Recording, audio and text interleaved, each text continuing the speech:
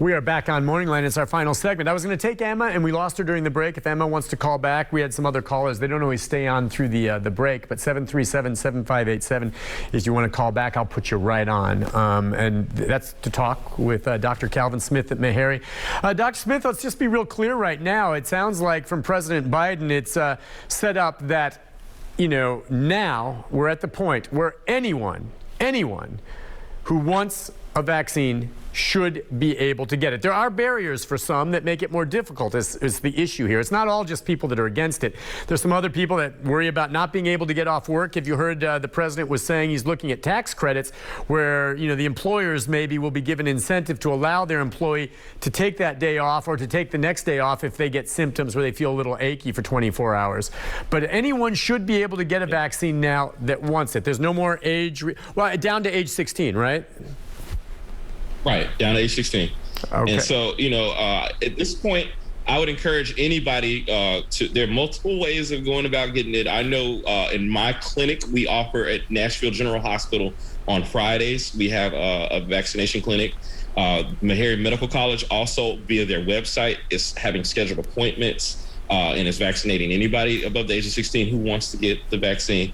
The Public Health Department at Lentz and the other locations, all of those places are open to my knowledge and are able to give the vaccine. And I haven't been following as closely about the retail marketers, but I'm pretty sure that that's going to be open and available pretty soon too. Let me ask you this. This is probably a silly question, but I'm vaccinated now, and now it's been about a week and a half since I got my second one. So I consider myself pretty much having full protection from Moderna. Would there be any reason an individual like you or I or someone else out there who's been fully vaccinated to go get an antibody test? Is there anything to be learned from that? Would that be worth doing? Are there different levels of antibodies? You say, I'm really protected, or I'm a little lower, or is there a chance maybe you've had the vaccine and something went wrong and you don't have any antibodies? Would there be any reason to go get an antibody test?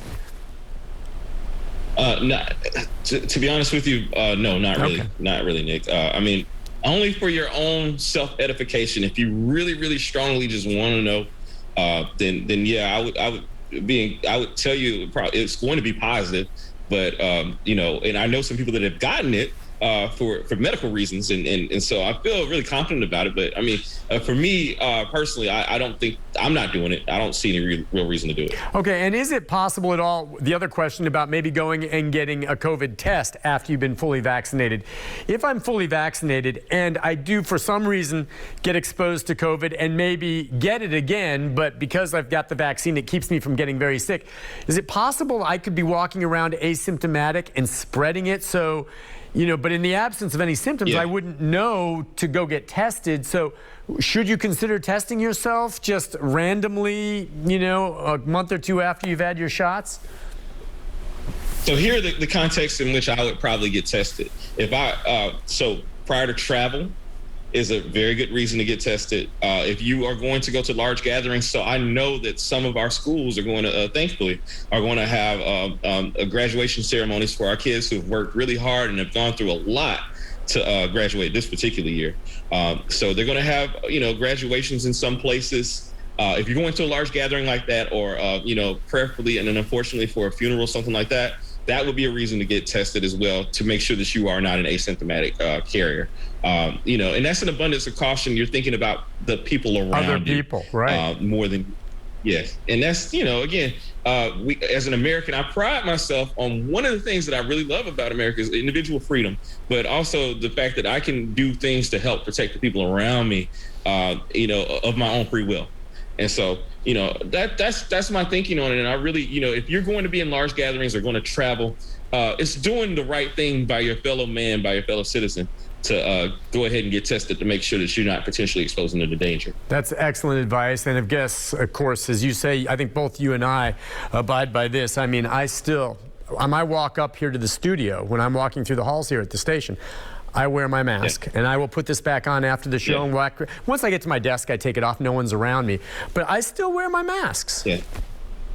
Yeah. I have to admit, Nick, I had one walk in the park recently with a friend of mine where I didn't have my mask, and I felt it felt strange to me, even though I'm outdoors and everything like that.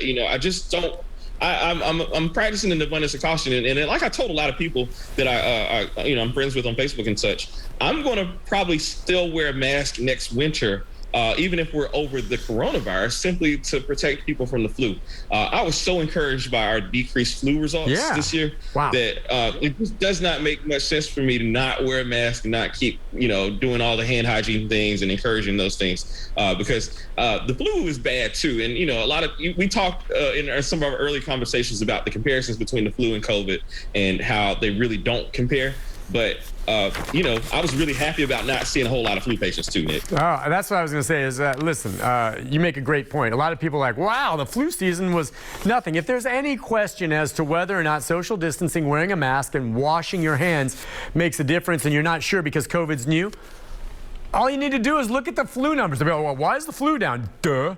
Why do we think the flu's down? It's because of everything else going on. And what you do to protect yourself from COVID protects you from the flu and probably a bunch of other nasty things. I didn't get a head cold this year. Right? Yeah, I mean, what the heck? It can't be a coincidence, Nick. Yeah. Dr. Smith, listen, it's always good seeing you. And you've become a friend of mine, and I really appreciate you coming on. If obviously there's other things we need to get out. Like we talked about, I'm looking forward to seeing you, Nick, in person. And if you could indulge me real quick, you talked about the art. The artist's name is Dr. Kofi Kantanka. Kofi Kantanka. And it's Kantanka Art. Kantanka. I will check it out. Art. It's terrific stuff. It's right behind you there. And my barber, Rashad at Urban Class, who fit me in at a moment's notice, thank you so much. You're looking sharp, my friend. You did a good job. Listen, take care of yourself, and we'll talk to you again soon, all right? All right, thanks so much, man. Thank you so much. Dr. Calvin Smith at Meharry. I appreciate him coming on and giving a plug to his artist friend and his barber. Good people. Listen, we'll take a break. I'll come back, have a programming note, wrapping things up right after this.